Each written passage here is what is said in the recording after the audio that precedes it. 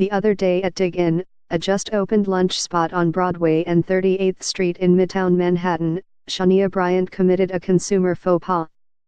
She placed her order for chicken and brown rice and yams, and when she got to the register, she held out a $50 bill. "Sorry," the cashier told her. "We don't take cash." Not, "We don't take $50s. No cash. Period." "What?" Ms. Bryant asked. The cashier patiently explained. Credit and debit cards were fine, as was the easy-to-download Dig Inn phone app. But the almighty dollar was powerless. "I've never experienced that before," said Ms. Bryant, 20, an assistant to a designer. "I guess we're in new times."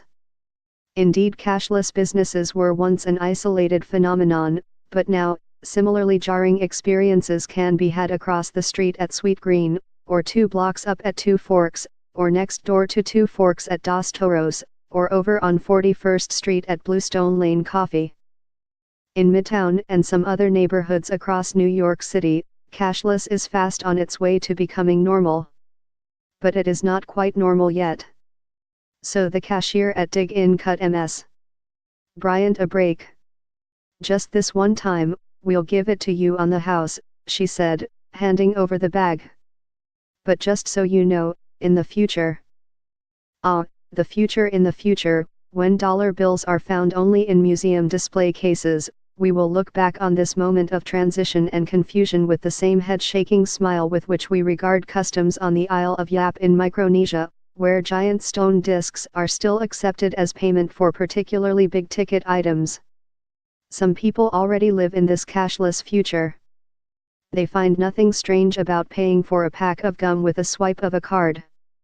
If you are one of these people, and you are still somehow reading this article, you may be thinking, what on earth is the big deal?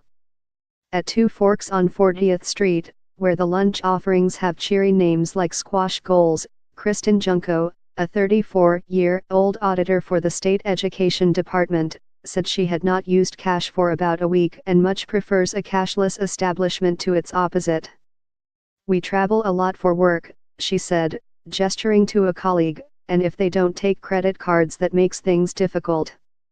On the other side are those who were raised to equate credit card spending with taking on debt, something to be avoided whenever possible, and reserved in any case for major expenditures.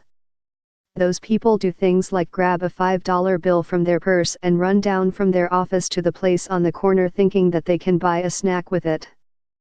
They will catch on eventually. "I was shocked," said David, a 66-year-old accountant who popped into Dig Inn for lunch a few hours before Ms. Bryant. He declined to give his surname because "I'm a private person. This is very unusual to me." Tim McLaughlin, 59, a writer in Brooklyn, did a double take when he walked into a Bluestone Lane branch in Dumbo, Brooklyn. "My reaction was, Jesus, a New York City restaurant that records all its revenue? How can they stay in business?" They can, and do.